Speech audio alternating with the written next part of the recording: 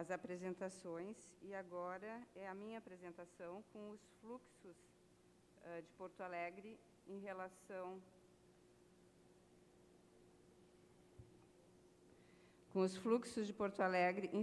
à transmissão vertical de sífilis em gestante e os fluxos em relação à transmissão vertical de HIV.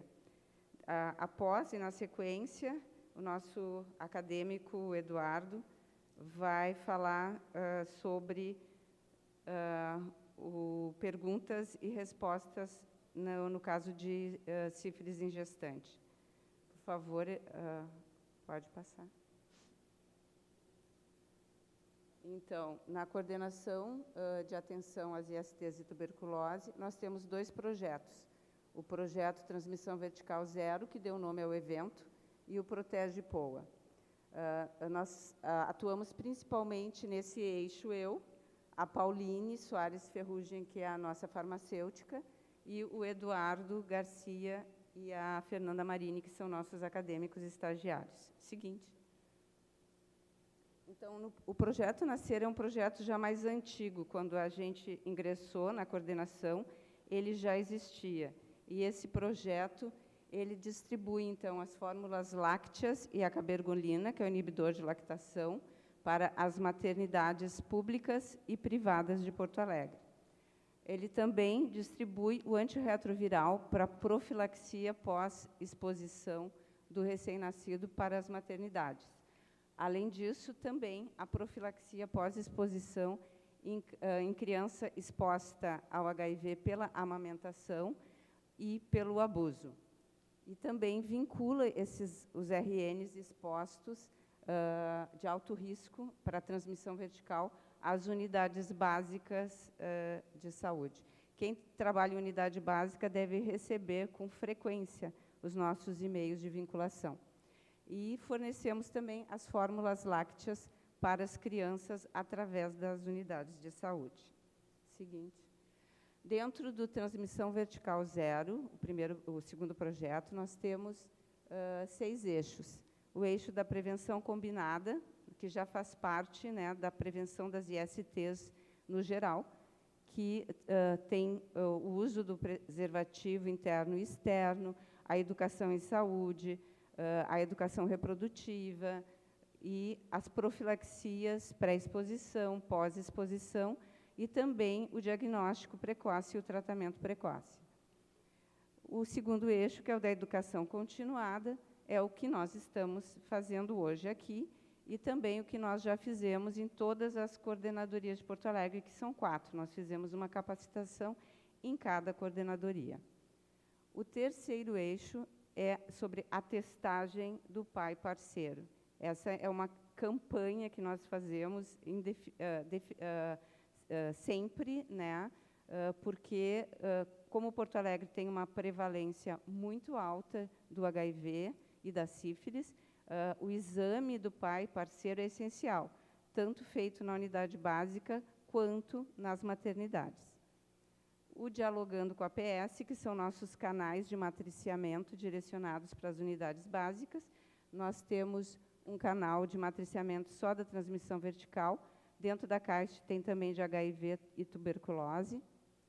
E os nossos contraceptivos. Nós temos tanto o Implanon quanto o Mirena para serem usados dentro dos nossos agravos. E o Protege POA, que está em implementação. O Protege POA, ele objetiva levar o atendimento às populações de maior vulnerabilidade, nas gestantes de maior vulnerabilidade, para que elas possam fazer o pré-natal, serem testadas e serem tratadas em caso de sífilis e HIV no seu próprio território. Seguinte. Então, pelo Transmissão Vertical Zero, nós fizemos uma certificação para as maternidades em termos de teste rápido. E um dos critérios da maternidade seria fazer a testagem do parceiro. Só o Hospital Presidente Vargas faz a testagem do parceiro na maternidade. Então, nós só tivemos uma maternidade que vai conseguir conquistar o prêmio.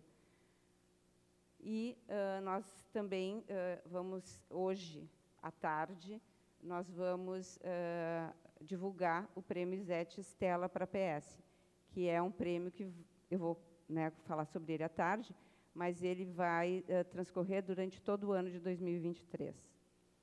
Não, falta. Nós também participamos da elaboração do pré-natal de risco habitual, que vai substituir o pré-natal de baixo risco, que é de 2015.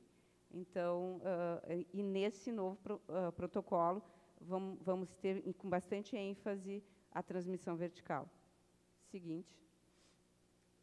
Como a Bianca falou anteriormente, em Porto Alegre nós tivemos 5 casos de transmissão vertical pelo aleitamento, de 23 crianças expostas.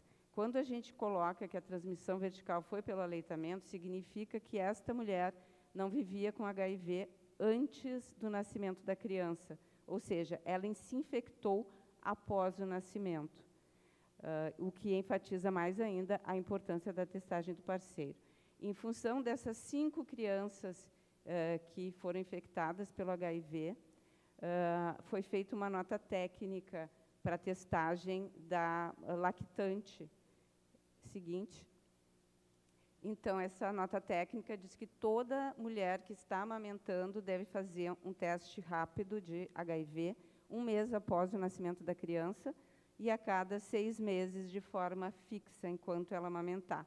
Mas, se ela tiver alguma exposição de risco nesse meio tempo, ela deve fazer também o teste. E, se o teste dela for reagente, seguinte, essa criança tem que parar, não pode mais ser amamentada a partir daquele momento. Isso é uma emergência. Essa criança e essa mãe têm que ir até o Hospital Presidente Vargas, e lá essa mulher vai receber a cabergolina, e a criança vai fazer os exames necessários e a profilaxia. Essa profilaxia tem que iniciar imediatamente. Depois disso, essa mulher tem que ser encaminhada para atendimento, preferencialmente num SAI. Nós também, dentro do eixo da testagem do pai parceiro, então, a gente está ainda tentando conseguir que as maternidades façam essa testagem na internação da gestante, e nós estamos intensificando a testagem do pai parceiro na APS. Seguinte. Nós fizemos essa campanha junto com a SECOM no ano passado, nas redes sociais, né, da Secretaria. Seguinte. E existe uma recomendação do Ministério da Saúde quanto à testagem do parceiro. E existem notas técnicas do Estado com relação a isso, inclusive orientando a conduta em cada situação. Então, se esse parceiro for positivo e estiver com carga viral indetectável, sustentada, o que fazer, né, com este bebê na maternidade? Se esse parceiro for testado e for positivo na maternidade, mas a gestante é negativa, também a conduta a ser tomada com essa criança dentro da maternidade. Seguinte. Então, aqui em relação, então, ao quando o parceiro da lactante testa positivo e a lactante é negativa. Então, a gente tinha uma nota técnica já, que dizia a conduta, né, recomendava a conduta quando a lactante testava positivo. Mas não tinha uma recomendação do que fazer quando o parceiro dela testou positivo, ela está amamentando, mas ela testa negativo. Então, nós fizemos uma recomendação para isso, porque essa mulher pode estar em janela imunológica. Então, nessa recomendação, esta mulher, se tiver tido uma exposição nas últimas 72 horas, deve iniciar com a profilaxia pós-exposição e, posteriormente, com a profilaxia pré-exposição. Essa mulher tem que fazer uma carga viral para a gente verificar se ela não está mesmo em janela. É necessário informar a nossa coordenação e, é claro, ela deve parar de amamentar imediatamente até que se chegue a alguma conclusão sobre o caso. Essa recomendação, então, ela está na biblioteca da PS, na nossa página do projeto Transmissão Vertical Zero. E o parceiro, é claro, que é o positivo, né, que por causa dele que ela foi se testar, ele deve ser notificado à vigilância.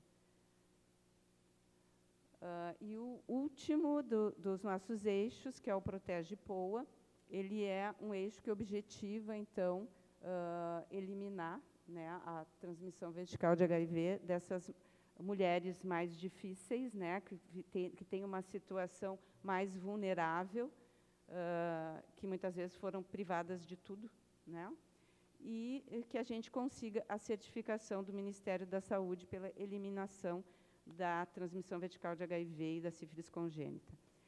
Não volta. O Protege POA, então, ele busca levar o tratamento, como eu já tinha falado antes, até essa população, né, ter uma equipe que busque essas pessoas, que vincule e que leve o tratamento até elas.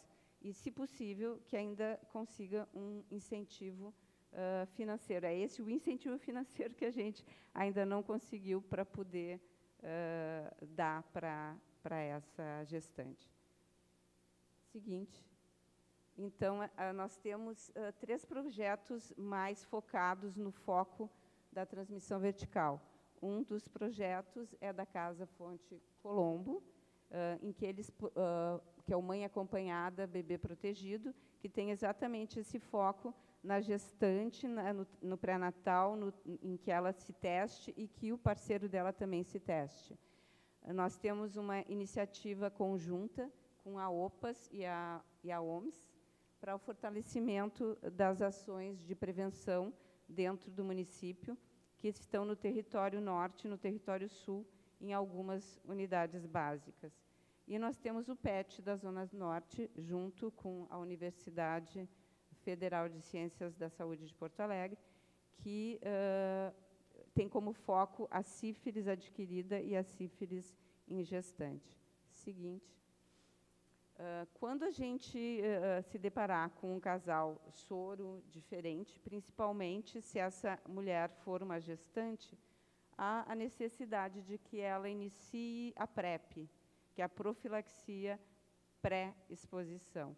E nós temos a possibilidade de ofertar PrEP nos nossos 3 SAIs.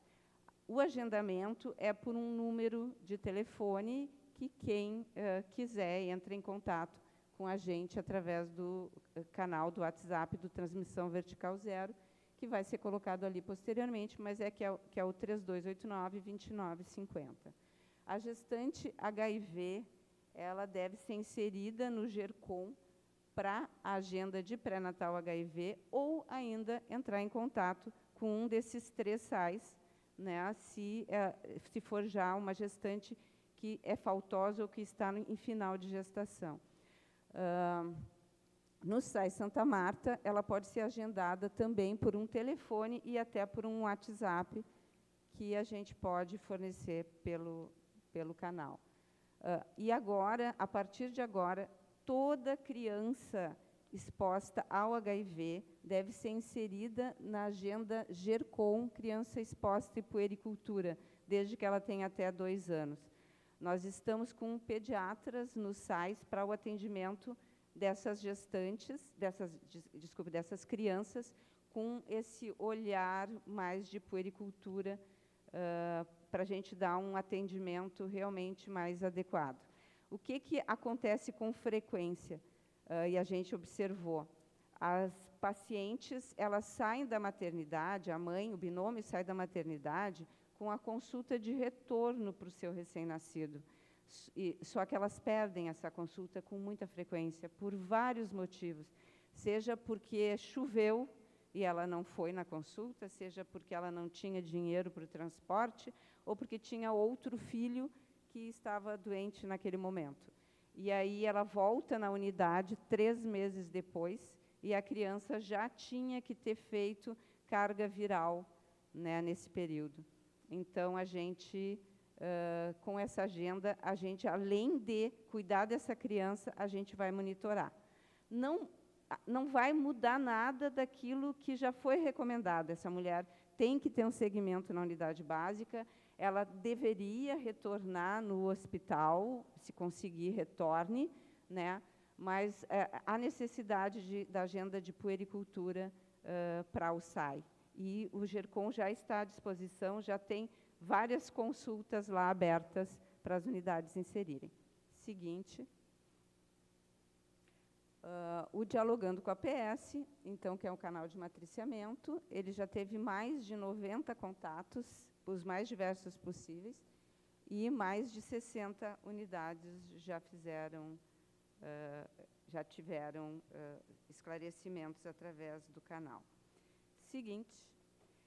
E as nossas notas técnicas. Então, antes eu falei sobre a nota técnica da amamentação, né, da testagem da amamentação, falei da nota técnica, não é nota técnica, da recomendação, quando a lactante testa negativo, mas o marido testou, o parceiro testou positivo.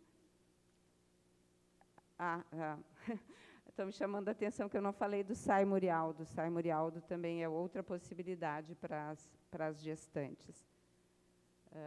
E a gente tem, então, a nota técnica da sífilis em gestante, que, devido à situação epidemiológica de Porto Alegre, como a Bianca apresentou anteriormente, nós somos a segunda capital em taxa de sífilis em gestante, mas nós somos a primeira em taxa de incidência de sífilis congênita. Além disso, quem acompanhar, vocês podem acompanhar quase que em tempo real a vigilância, os dados da vigilância pelo boletim que se encontra na BVAPS. Então, se vocês acompanharem, vocês vão verem que, mês a mês, é muito próximo o quantitativo de sífilis em gestante com o quantitativo de sífilis congênita. Para a gente conseguir conquistar a eliminação da sífilis congênita, precisaria ter abaixo de 0,5 casos para cada 1.000 nascidos vivos. Se vocês lembram, a Bianca mostrou 32,2. Então, a gente está muito longe disso. Por causa disso, então, se fez uma nota técnica baseada no PCDT de PEP do ano passado, e essa nota técnica recomenda que toda gestante que tiver um teste rápido positivo seja considerada como sífilis latente tardia e tratada com 7.200.000. Então, 2 ampolas de 1.200.000 por 3 semanas consecutivas. E cada dose tem que ter um intervalo de 7 dias fixo. Se o intervalo for maior do que esse, tem que repetir. É diferente da sífilis adquirida. Então, por favor, prestem bastante atenção nessa nota técnica. São pouquíssimas as situações de exceção. Então, se essa gestante testou reagente, saiu da unidade com as 2 ampolas de benzetacil e fez o VDRL naquele dia e te trouxe na semana seguinte, quando ela ia fazer a outra dose, e ele foi não reagente, ok, pode interromper o tratamento. Mas essa é uma das poucas situações para interromper o tratamento. Importantíssimo também que tudo esteja anotado, tem que estar tudo registrado, tanto no ESUS quanto na carteira de pré-natal dessa gestante, porque aquilo que não for registrado, quando ela chegar no hospital, aquilo não vai existir, porque o hospital não vai ter outra forma de evidenciar se o que ela está relatando é verdade, e muitas vezes elas nem sabem o que relatar. Seguinte. Bom. Tá, então agora eu vou chamar o Eduardo para falar sobre essa recomendação que nós fizemos, e está na página da BVAPS também. Ele foi elaborado pelas inúmeras perguntas que nos fizeram a respeito de sífilis em gestante. Então, nós elaboramos uma cartilha quase para que se tenha respostas rápidas às perguntas das unidades.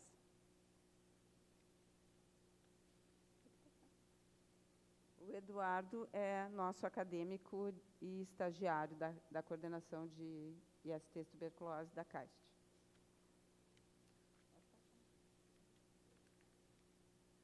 bom dia. Então, como ela disse, deixa eu levantar aqui um pouco. Como ela disse, eu me chamo Eduardo, sou acadêmico de enfermagem e estagiário da CAIST. Eu vim apresentar um pouquinho para vocês, brevemente, então, sobre esse documento, que é o Sífilis na Gestação, Perguntas e Respostas. Ele fala... Pode passar, por favor. Ele foi desenvolvido, então, pelos acadêmicos de enfermagem da CAIST, eu e a Fernanda, que vai falar um pouco depois para vocês, mais tarde, e juntamente com a doutora Denise. Pode passar. O objetivo, então, dele é orientar de maneira prática o profissional que está lá na ponta, com dúvidas frequentes, que geralmente são perguntadas para nós, lá da CAIST. A gente resolveu juntar elas em um documento com as mais pertinentes para poder para facilitar o atendimento do profissional. Pode passar. Então, eu não quis colocar todas as perguntas, até em função do tempo, mas são mais de 10 perguntas e algumas muito importantes que falam sobre os momentos em que os momentos da testagem na gestante, tratamento adequado, como é que funciona. Ressalto também sobre as parcerias, toda indicação ali de parcerias, das testagens dos parceiros, né? Fala sobre fala sobre sífilis congênita e o fluxograma, então, que Porto Alegre adotou. Pode passar. E aí eu trouxe aqui aonde que ele está. Ele está na nossa página da biblioteca virtual da atenção primária. E eu acho que era isso. Pode passar. Oi? Não ouvi. Ela é a BVAPS, é a Biblioteca Virtual da Atenção Primária de Saúde. Eu deixei até na outra, eu deixei o QR Code, mas não vai dar. Depois eu posso te passar ali o endereço. BVAPS. Eu te passo depois. Agradeço, Eduardo. A biblioteca da BVAPS, ela é virtual, então é só colocar no Google BVAPS que tu já consegue acessar, mas a gente tem o link, pode encaminhar. Então, dando sequência, eu chamo a doutora Eunice Martins Chaves. A doutora Eunice é ginecologista e obstetra, e ela é referência para gestantes HIV no Hospital de Clínicas. E vai nos fazer uma palestra sobre gestante HIV. Por favor. Bom dia a todos. Em primeiro lugar, eu gostaria de agradecer o convite para estar aqui no dia de hoje, nesse seminário que é de extrema importância. E queria parabenizar também essa equipe que está organizando, porque tem se mostrado assim, muito empenhada nesse esforço que nós estamos fazendo para tentar atingir o objetivo que é a transmissão vertical zero. Uma coisa assim que parece tão simples, mas que a gente tem visto assim que a batalha é muito árdua e a gente tem conseguido poucos resultados. Pode passar o seguinte. Então, a gente sabe assim que a epidemia do HIV ela se localiza principalmente em todo o mundo, né? Claro que tem essa prevalência aumentada no sul da África, e às vezes as pessoas se confundem e acham que o problema está só lá, mas ele está aqui, né? E como já foi falado aqui, e de uma forma muito intensa, em que nós estamos num país que tem todo o empenho em tratar o HIV, tem recursos, e nós não estamos conseguindo chegar lá. Pode passar o seguinte. Então, nós sabemos assim que no panorama atual, as mulheres realmente estão em número aumentado, e a gente pode recordar um pouquinho, lá no início da pandemia, da epidemia, agora a gente se confunde, né? A pandemia do Covid com a epidemia do HIV, principalmente eram os homens. E eu lembro que na década de 80, quando nós iniciamos o ambulatório para tratamento das mulheres vivendo com HIV, as pessoas perguntavam, mas para que um ambulatório se o problema é só com os homens? E a gente viu, né, que essa proporção que lá no início era realmente discrepante, um maior número de homens, 50 homens para uma mulher infectada, foi se equilibrando, né, chegando a gente a ter praticamente 1 para 1, sendo que entre os adolescentes isso já se inverteu. Nós temos 4 meninas positivas para 1 menino.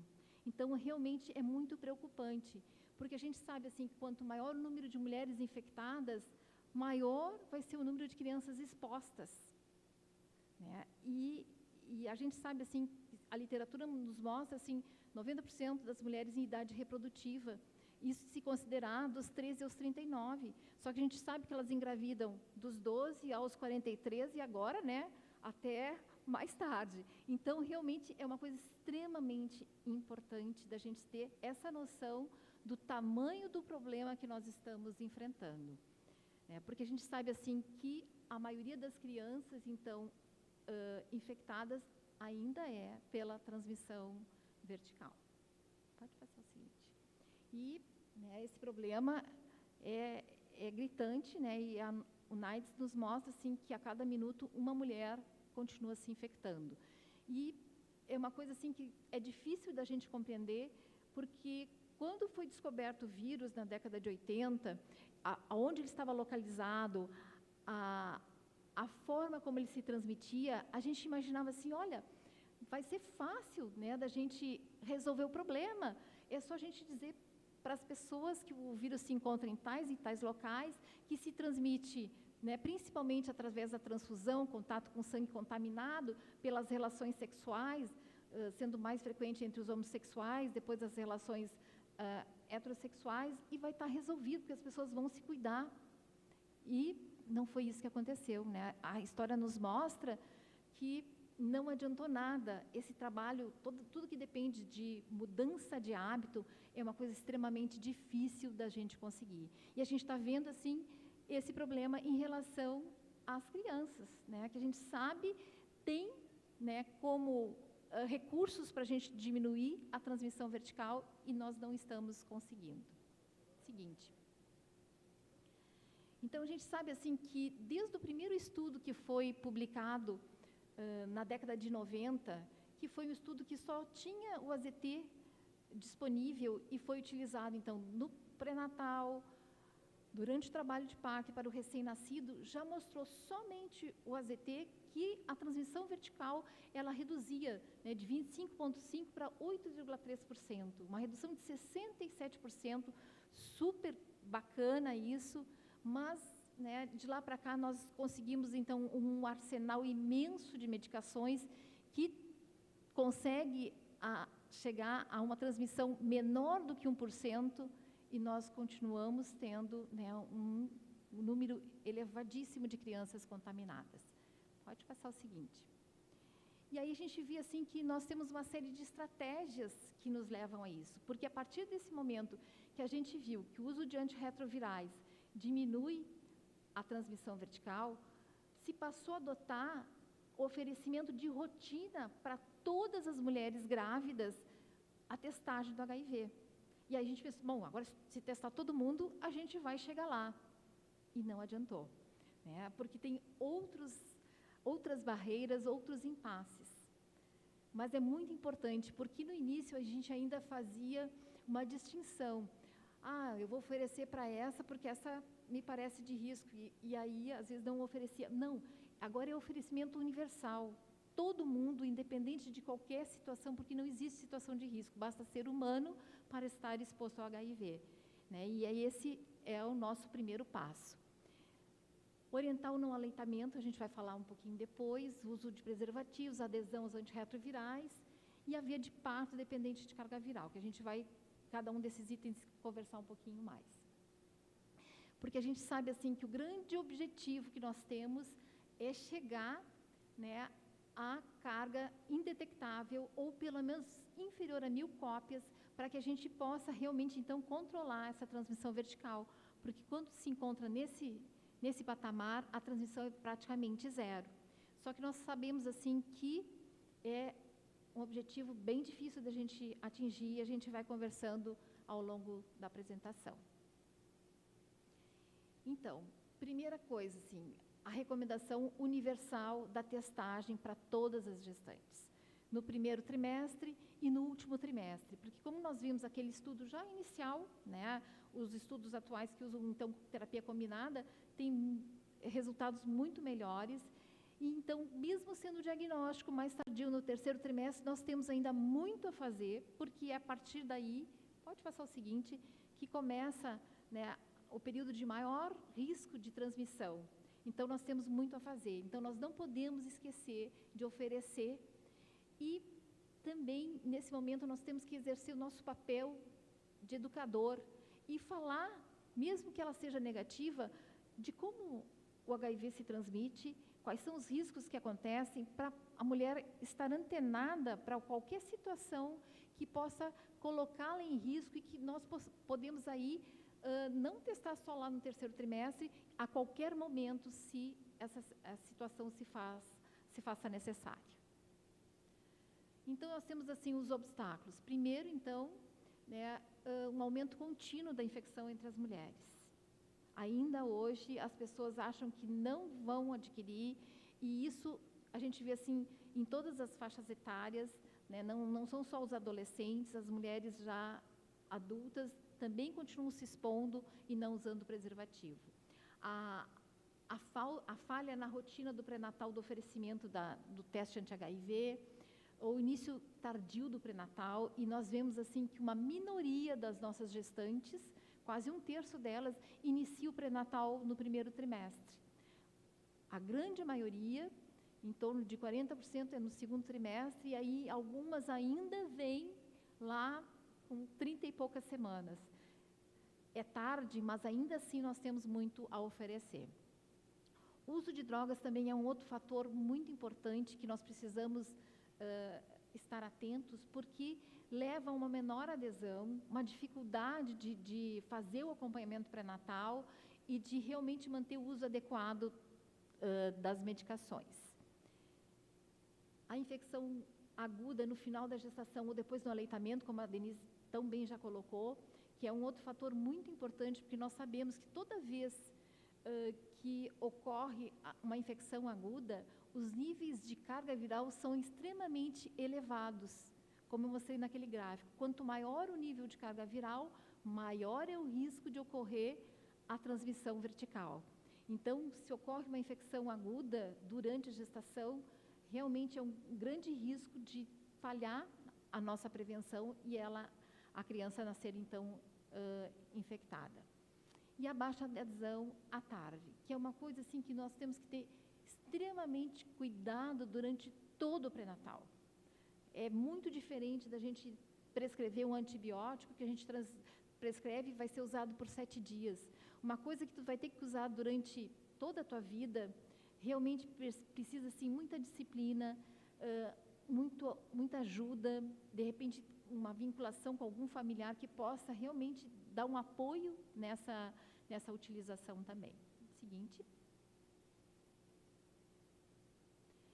E como vocês já viram esses gráficos várias vezes, mas eles são muito impactantes, né? Infelizmente, assim, a região sul, né, está lá no topo, mais de 2 vezes a média nacional de HIV em gestantes, e Rio Grande do Sul principalmente, primeiro lugar, e Porto Alegre, então, numa posição que não é nem um pouco honrosa. Esse primeiro lugar eu não queria, né? E a gente está há mais de uma década, né, nesse primeiro lugar, e realmente assim, os esforços são grandes, mas parece assim que a gente está patinando, a gente não está chegando lá. Então, esse seminário é fundamental para que a gente possa realmente assim se conscientizar de que nós temos um papel fundamental nesse objetivo que é a transmissão zero. Seguinte.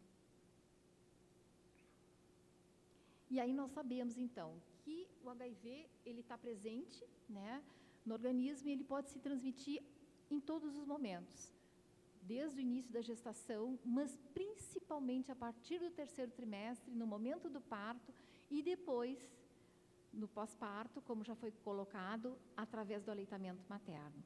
Então, nós precisamos já que as gestantes assim não vêm tão lá no início da gestação, nós precisamos, ali no 3º trimestre, intensificar nosso cuidado, porque é um momento de maior risco, né, para que realmente a gente atinja esse objetivo. Seguinte. E também é muito importante, assim, na medida do possível, a gente tem uma dificuldade lá, o Hospital de Clínicas não adotou ainda a testagem do parceiro. Eu acho isso uma coisa vergonhosa, né, mas eu falo aqui em público porque a pressão lá é grande e eu acho que nós temos que assumir isso também. Na realidade, assim, esse estudo foi um estudo que foi realizado lá no Hospital Conceição e que mostrou, né, foi em 2009, se não me falha a memória, que dentre aquelas 2.888 gestantes, né, 1.700 e poucas deram consentimento para que os parceiros fossem testados, e aí 7 foram identificados como sendo positivos. Se as gestantes não fossem positivas também, eles fossem sorodiscordantes, certamente elas se contaminariam logo em seguida e contaminariam o bebê através do aleitamento materno. Então, é muito importante nós termos essa consciência e, à medida do possível, trazermos ali o parceiro, se o parceiro é presente, para o nosso pré-natal, para que, por exemplo, lá no meu caso, eu não consigo testar o parceiro, não consigo abrir uma consulta, mas eu posso recomendar que ele vá no posto mais próximo da sua casa para que ele seja testado também, né? E isso, né, não para as que são soropositivas, mas para todas as gestantes. Então, isso é muito importante. Ah, mas eu não posso assim ficar de braços cruzados, eu não consigo fazer aqui no hospital, então vou deixar por isso mesmo. Não, eu preciso conscientizar da importância de que esse marido seja testado também, onde for, onde tiver disponível essa testagem. Pode passar o seguinte. Então, nós sabemos assim que o pré-natal da paciente vivendo com HIV é um pré-natal que deve seguir a rotina de um pré-natal normal também, porque nós temos que estar conscientes assim, que essa paciente ela tem essa infecção que caracteriza um pré-natal de alto risco, mas isso também não a protege de ter outras complicações. Então, tem que estar atento também, né, para os outros parâmetros que a gente acompanha durante o pré-natal, porque ela pode fazer uma pré-eclâmpsia, ela pode fazer um diabetes gestacional, e a gente sabe assim, que o próprio uso dos antirretrovirais também favorece a isso, então nós temos que estar atentos a tudo. E é importante assim, que a gente converse assim, sobre o momento do diagnóstico, há quanto tempo ele aconteceu, porque eu tenho que também pensar nessa família como um todo. Então, se ela tem um diagnóstico que já é de longa data, eu tenho que estar consciente assim, ó, que de repente algum bebê ou algum filho que está em casa, talvez não tenha sido testado ainda. Talvez a gente não saiba a situação. Então, é importante que a gente também, nesse momento, a gente exerça esse papel que é fundamental de identificar o risco dos demais filhos em casa. A forma de contágio, saber, então, trazer esse parceiro para junto, saber se ele também é soropositivo, se ele está fazendo tratamento, se eles não estão usando preservativo, já engravidou, né? E ele não está se tratando, tem uma carga viral elevada, ele pode, né, ter uma mutação, ter um vírus um pouco diferente, e também, com isso, expor mais a sua mulher em função das relações desprotegidas. O fone de contato é fundamental, porque nós sabemos assim, a dificuldade que essas pacientes têm de aderir ao pré-natal.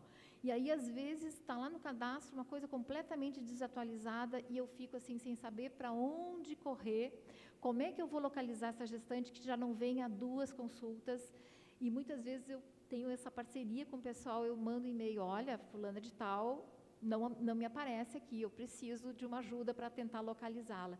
Então, se a gente coloca ali um contato atualizado, fica muito mais fácil o nosso trabalho dessa busca ativa. Saber também quem na família sabe do diagnóstico, porque muitas vezes elas foram impactadas por esse diagnóstico naquele momento e não contaram para ninguém, e isso é um problema. Por quê? Porque muitas vezes elas vão querer esconder o tratamento que estão fazendo e isso leva a uma má adesão. uma dificuldade, porque elas vão tirar o rótulo, elas vão deixar escondido no armário, aí se tem gente em casa, na hora que ela tem que tomar, ela vai deixar para depois, ela vai esquecer. Então, isso é muito importante, que ela se sinta apoiada também para essa situação da gente poder contar com alguém, assim, ó, pelo menos um familiar. É importante assim que ela tenha o apoio, porque de repente vai ajudá-la na hora do controle do uso das medicações, e isso realmente vai fazer muita diferença no acompanhamento. Uso de fumo e drogas, então, também é importante já para qualquer gestante, né? É importante que a gente fale, né, que o fumo pode levar a uma redução do peso do recém-nascido, que seria importante que ela parasse, dar todo esse apoio.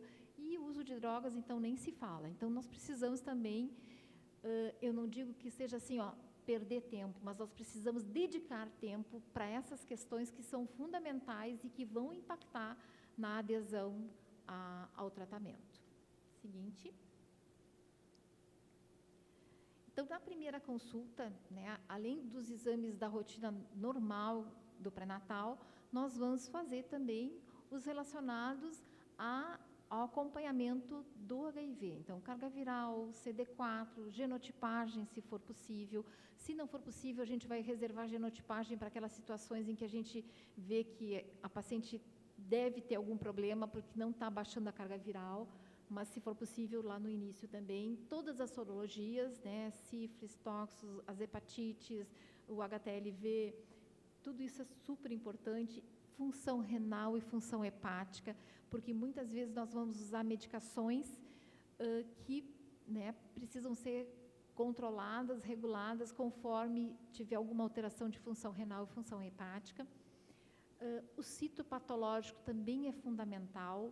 Nós precisamos lembrar que quando o diagnóstico ocorre naquele momento, essas gestantes, essas mulheres, elas têm um risco aumentado de ter alteração cervical. Então, é importante assim, que a gente aproveite esse momento que ela está ali consultando mensalmente conosco para fazer também o citopatológico e recomendar que ela faça a cada 6 meses, nos primeiros 2 anos depois do diagnóstico, para tentar prevenir uma neoplasia intraepitelial cervical.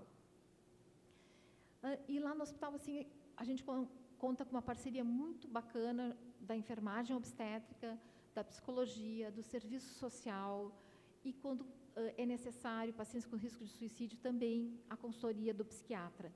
Porque a gente sabe assim, que isso não é uma coisa infrequente no acompanhamento dessas gestantes. Nós ainda não temos aquela facilidade que, por exemplo, o Hospital Presidente Vargas tem de internar, né, quando tem alguns casos psiquiátricos. Mas, pelo menos, ter essa consultoria, a gente poder ter essa segurança de ter que encaminhar ou não para internação é fundamental.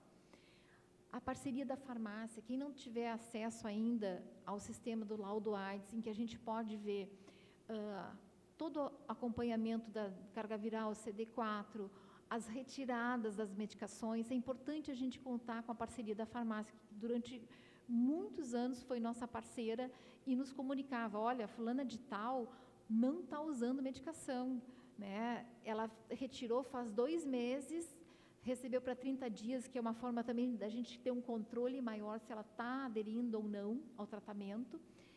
E, em geral, a gente condiciona essa retirada ali já um dia que ela vem à consulta, para não precisar vir e gastar passagem mais uma vez para vir só retirar a medicação. E a parceria com o centro obstétrico também, né? É importante assim, que a gente esteja alinhado, que quem for receber essas gestantes no centro obstétrico também possa acolhê-la de forma a que ela realmente se sinta bem recebida e faça tudo que for necessário. Seguinte.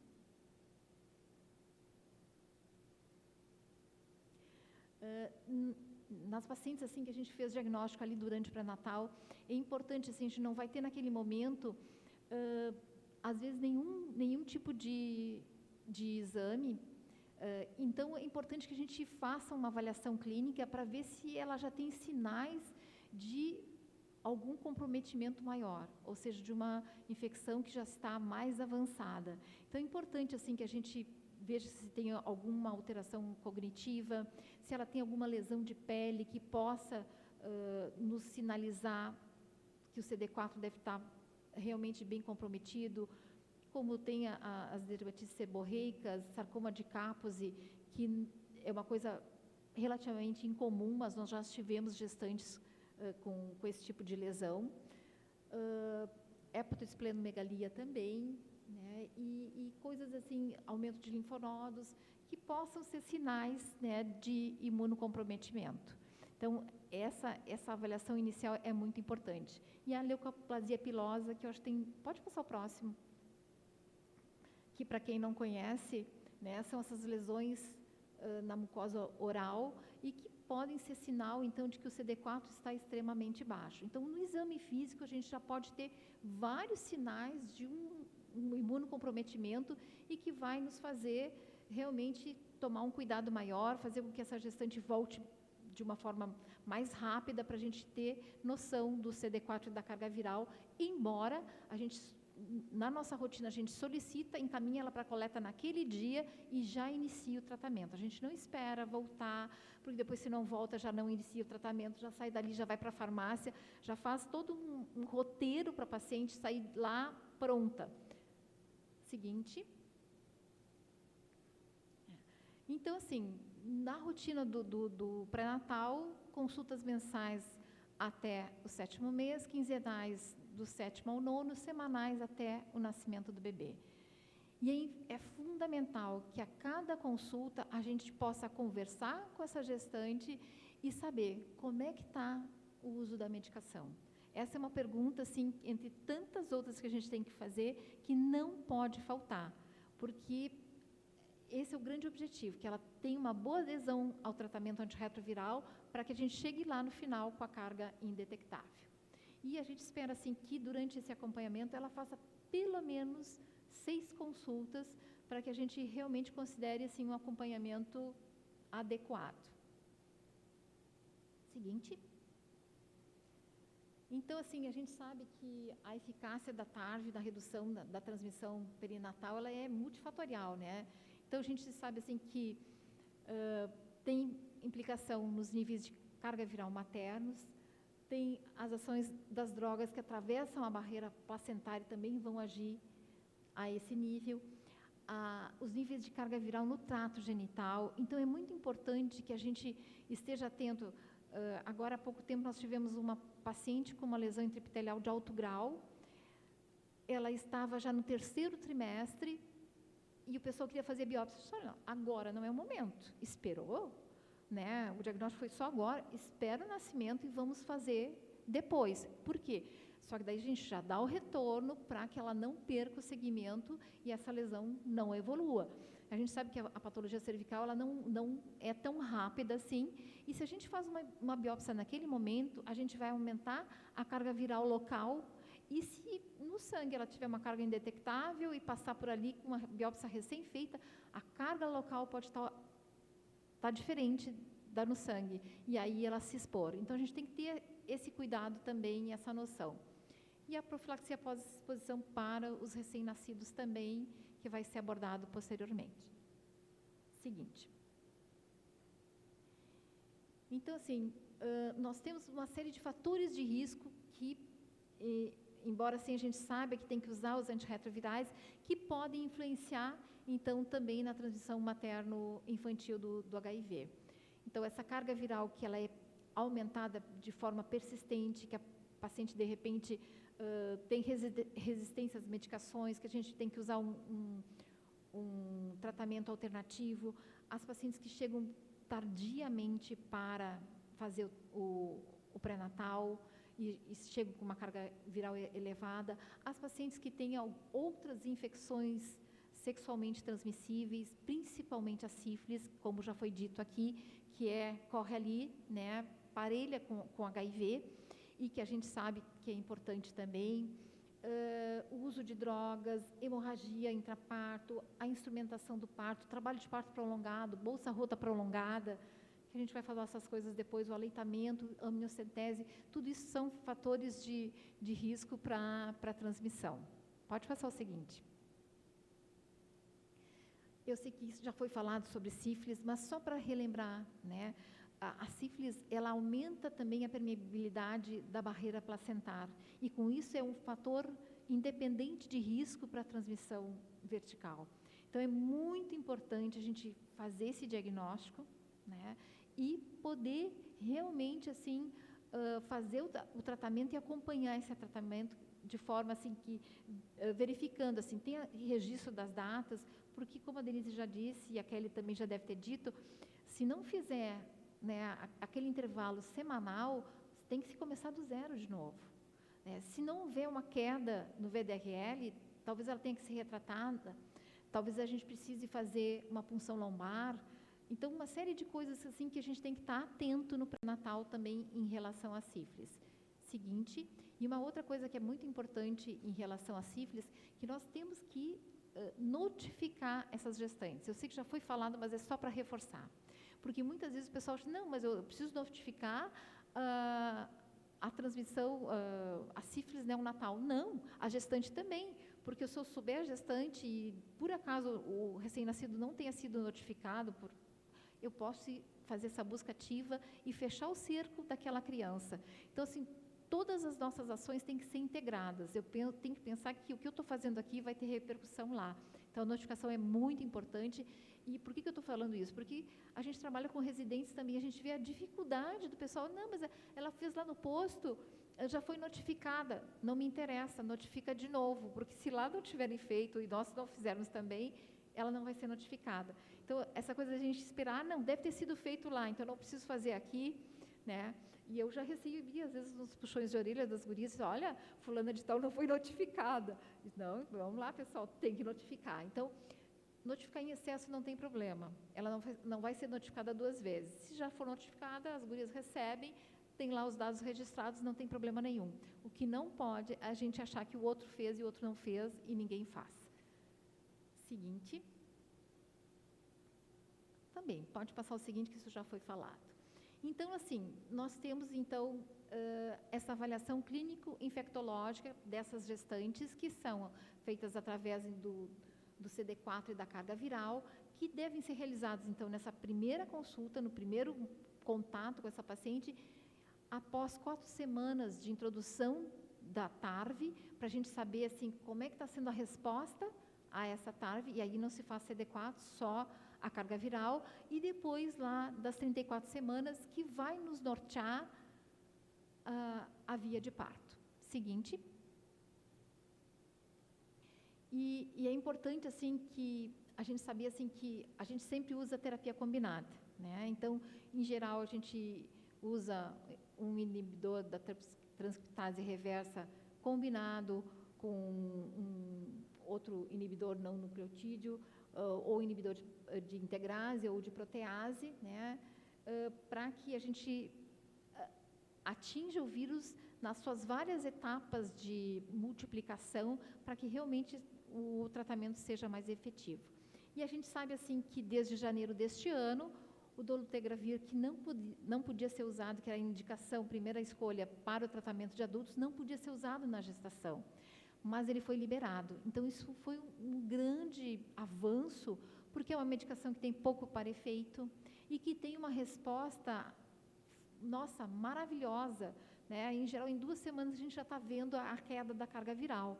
Mas, né, nós precisamos prescrever e ver se essa gestante está fazendo o uso correto. Seguinte.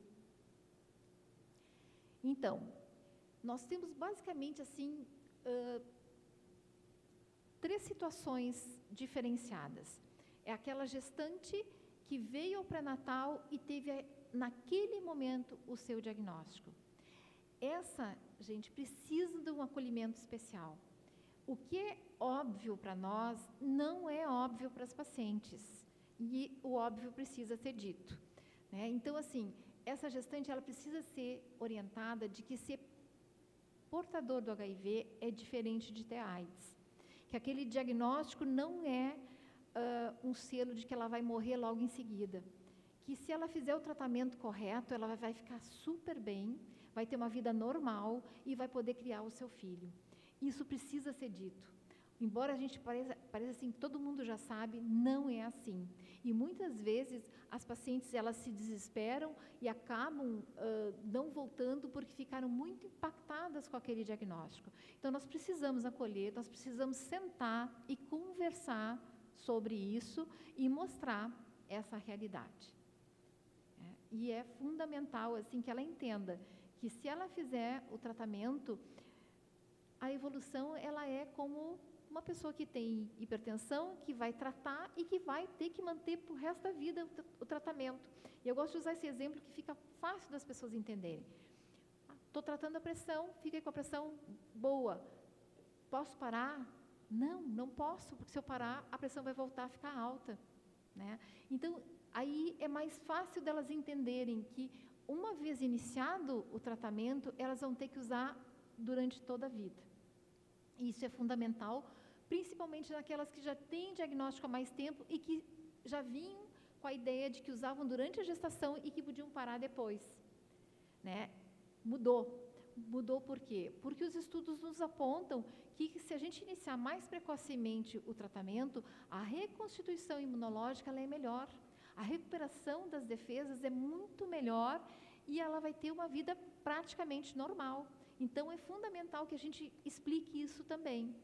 Como eu disse, assim, a gente está acompanhando as mudanças, as pacientes não. Então, às vezes, elas vêm já com um comportamento viciado de que, de repente, ia usar ali e ia parar. E aí, a gente tem que dizer que não. Então, assim, a primeira escolha para essa gestante virgem de tratamento é a combinação do tenofovir com a lamivudina mais o dolutegravir. A gente vai ver depois os esquemas alternativos, senão vai estourar meu tempo. Pode passar o próximo. A gestante que já é positiva, já se sabe positiva de longa data, que vem com a terapia antirretroviral, usando corretamente, com carga indetectável, beleza. Essa é a mais fácil da gente acompanhar, porque ela só vai ter uma motivação a mais que a proteção do seu bebê para continuar usando corretamente. Então, essa a gente mantém o esquema que ela vem utilizando. Não tem necessidade da gente trocar. Porque se ela está respondendo bem, para que a gente vai mudar? Ela está bem adaptada. Aí, essa mudança pode ser posteriormente. Porque vamos que a gente troque e ela comece com vômitos, ela não tem uma boa adesão. Não mexa nesse momento, ela está bem, a gente mantém esse acompanhamento. A problemática vem agora. Pode passar o próximo. A problemática é aquela que também já se sabe de longa data e que é uma paciente, às vezes, que a gente entra no sistema e tu vê assim, anos a fio, a carga nunca ficou indetectável. Né? Essa é a paciente assim, que nós vamos ter mais trabalho e que nós temos que ter uma dedicação maior. E muitas vezes, assim, essa paciente assim, vai necessitar a genotipagem. E muitas vezes elas vêm para nós assim, ó, eu já caí várias vezes. Eu acredito nelas. Elas juram de pé junto que estão usando a medicação. E assim, às vezes nos convencem, mas como a gente tem acesso ao sistema, às vezes tu vai lá e aí tu vê, faz mais de um ano que ela nem tira a medicação. Então, não tem como elas nos enganarem. Nós precisamos dessas outras vias para a gente poder ter certeza. Porque realmente, assim, se a gente for só na fala que elas fazem, a gente se convence, porque elas dizem tudo direitinho. Então, eu costumo perguntar assim, quantas vezes tu esqueceu semana passada? Às vezes elas caem, e aí elas dizem, não, foi só 2. Então tá, já sei que não está usando mesmo. Então, é importante a gente fazer essa checagem a cada consulta. E essa paciente, então, assim, a gente vai fazer a genotipagem, vai reiniciar com o esquema que ela vinha, para a gente até não ter uma genotipagem branca ali, onde aparece que resistência nenhuma, mas ela não está usando nada. Então, precisamos reiniciar, e aí nós vamos, muitas vezes, até ligar para algum colega que saiba manejar melhor, o infectologista, para a gente ver qual é o melhor esquema, porque ela já usou de tudo. E aí a gente realmente precisa de um apoio para ver qual é a alternativa melhor que vai responder melhor naquele momento e proteger o bebê. Pode passar o seguinte. Então, assim, aqui fica mais fácil de visualizar. Esquema inicial, tenofovir, lamivudina mais dolutegravir. E, se tiver algum problema com dolutegravir, primeira alternativa, raltegravir. que também tem uma barreira imunológica menor, então tem que ter uma boa adesão. Segunda alternativa, atazanavir com ritonavir. Terceira alternativa, darunavir com ritonavir. E aí, mantendo, lógico, né, o tenofovir e a lamivudina. Isso só a necessidade de trocar o dolutegravir. Seguinte, se houver algum problema em relação ao tenofovir e a lamivudina, que eu precise fazer a troca, a substituição, aí eu posso usar, então, o AZT mais a lamivudina, que é o Biovir, né? Se não der certo, então, a Bacavir com a lamivudina, e a gente, então, espera que ela responda a esse esquema, mantendo o dolutegravir, né? Se precisar trocar tanto um quanto o outro, então, são essas alternativas que nós temos. Seguinte. Importantíssimo também, então, aquelas pacientes, principalmente essa terceira situação, em que a paciente vem e não tem uma boa adesão já de longa data, muitas vezes ela vem também com CD4 muito baixo. E aí nós precisamos lançar mão das profilaxias. Quando o CD4 é inferior a 200, né, fazer a profilaxia do pneumocistis, por quê? Uma pneumonia na gestação, principalmente no terceiro trimestre, no momento do parto, pode ser fatal, pela própria alteração né, fisiológica. Então, é muito importante usar, eu até prefiro usar a dose de 400/80 diária, porque é mais fácil dela não esquecer. Mas tem a alternativa de usar 2 comprimidos 3 vezes por semana. Se o CD4 for inferior a 100, a gente também precisa pensar na profilaxia da toxoplasmose, e aí se usa 2 comprimidos todos os dias. E se for para micobacteriose atípica, então a azitromicina, 1.250 miligramas, uma vez por semana. Pode passar o seguinte.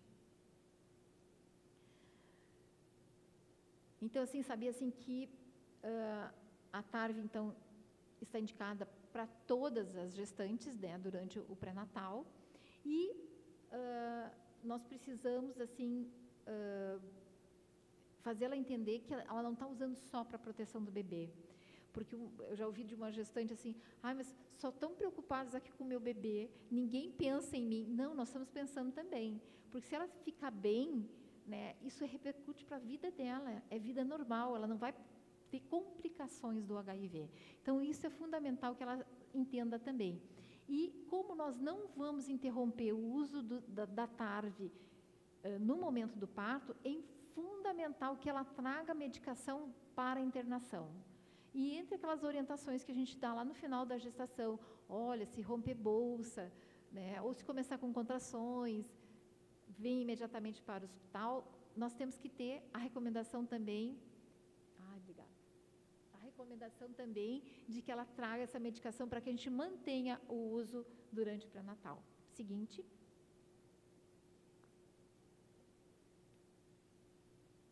Então, essa chegou no pré-natal, né? Pode ter chegado em vários momentos, mas nós temos aquela situação da gestante que não fez pré-natal. E tem ainda, impressionante, né? Mas tem ainda. Essa vai chegar no centro obstétrico, vai ser testada para o HIV e nós estamos autorizados a tomar as medidas que forem necessárias neste momento. Então, usar o AZT injetável, usar para o recém-nascido, e depois a gente vai acompanhá-la, fazer toda a avaliação e tudo mais. Então, é muito importante, existe a recomendação, né, assim, do Rio Grande do Sul, que, embora já tenha caído por terra, naquelas que têm carga indetectável, de não se precisar usar o AZT injetável, aqui, como nós temos essa taxa tão elevada, é fundamental.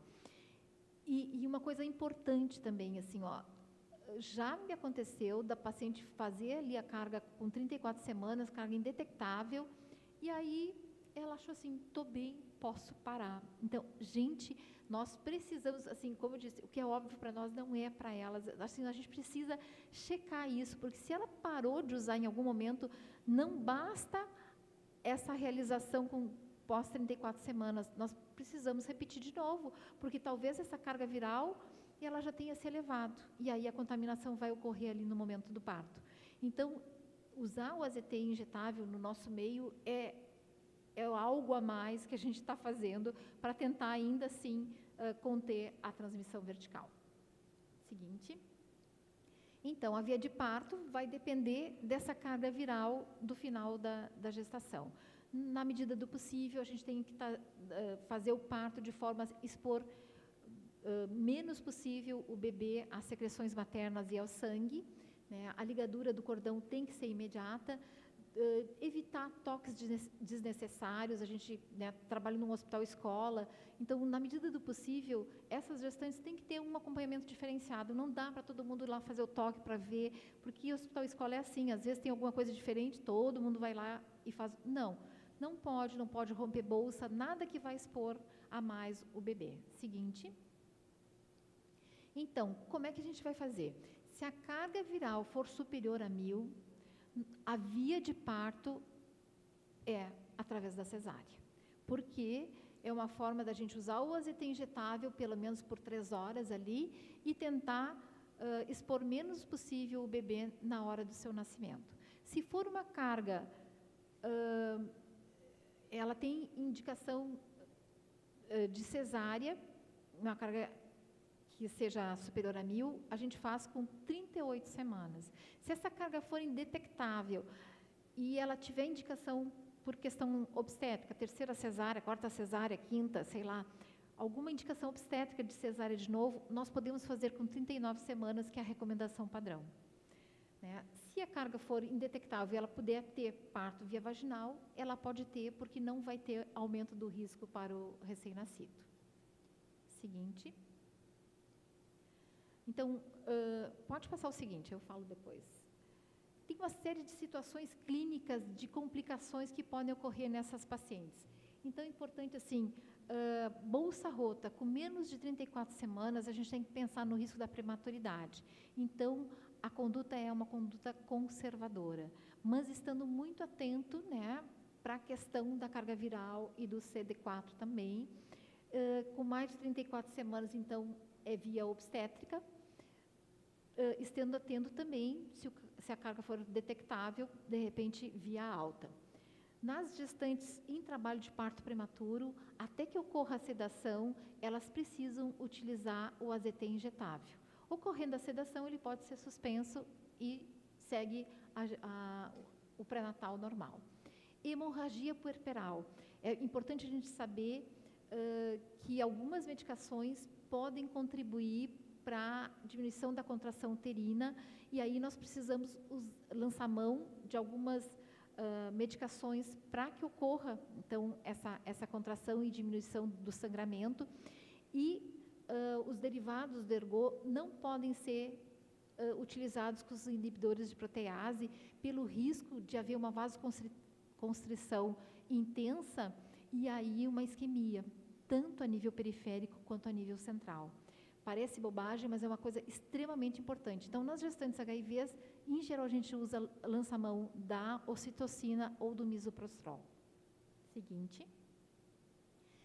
Para o recém-nascido, então, eu vou deixar para a Luciane falar depois, não vou me meter agora, mas é importante pode passar o seguinte, alguns aspectos que eu acho que o obstetra tem que estar atento e transmitir para o pediatra no momento do parto.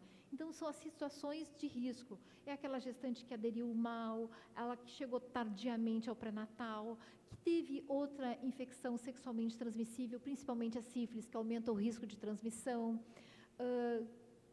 Que mais? Que tem, então, uma carga viral desconhecida, e que abandonou a terapia antirretroviral, situações, então, assim, que aumentam o risco desse bebê, porque o tratamento vai ser diferenciado e vocês vão ver os detalhes depois. Seguinte. A amamentação. Gente, assim, existe todo um esforço para a gente falar da importância da amamentação. Então, nessas pacientes, a gente tem que fazer todo um esforço de lembrar de falar durante o pré-natal que ela não vai poder amamentar. Porque não é assim, eu esqueci de uma coisa, nasceu o bebê, e eu disse, olha, tu não vai poder amamentar. A adesão vai ser péssima.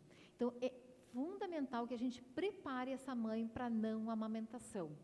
Né? E, dessa forma, a gente sabe que, assim que nasceu o bebê, a gente pode usar carbergolina, 2 comprimidos, para Então, tentar fazer com que a produção de leite não seja eficaz, porque a amamentação é outro momento muito importante de transmissão.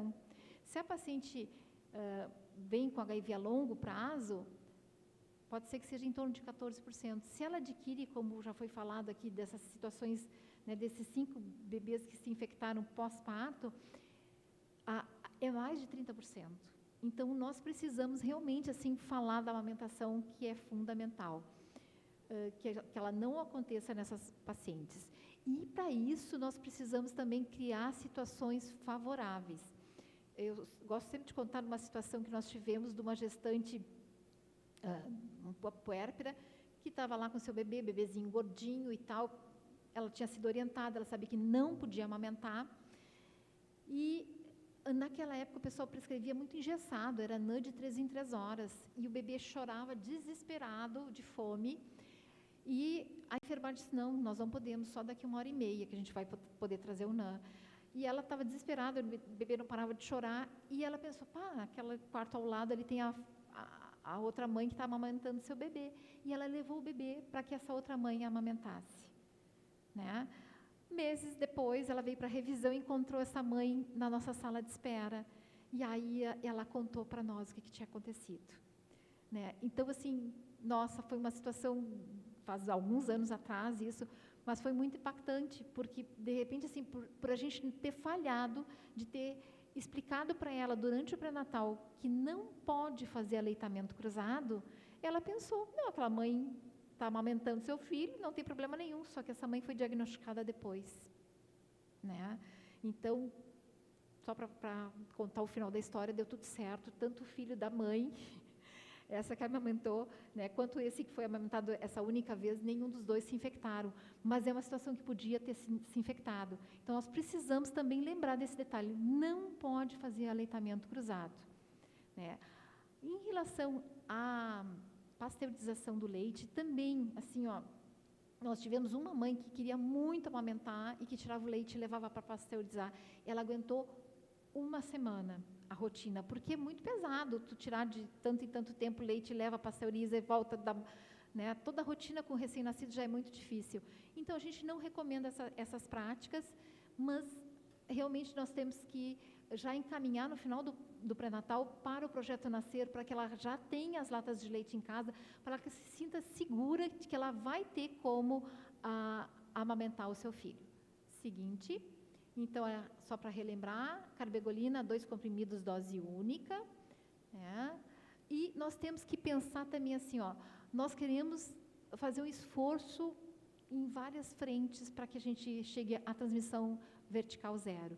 E, para isso, sim, nós temos que oferecer a anticoncepção já, ou ali durante o pré-natal, ou durante a internação. Então, nós temos, então, pelo município, né, disponível tanto o DIU, de levonorgestrel, quanto o Implanon, e nós oferecemos o Implanon já ali, antes da alta, e o DIU, em geral, é colocado 6 semanas após o nascimento. Então, são 2 formas, além do que aquelas que já têm a 3ª cesárea, de poderem fazer a ligadura, ou se optarem pelo medroxiprogesterona, a gente já fazer isso e dar esse segmento. Né, para que elas realmente não voltem a engravidar logo em seguida, porque nós falhamos nessa orientação. Então, assim, é um esforço conjunto e a gente precisa contar com a colaboração de todos. Todos são importantes nesse processo para que a gente atinja esse grande objetivo, que é a transmissão vertical 0. Obrigada.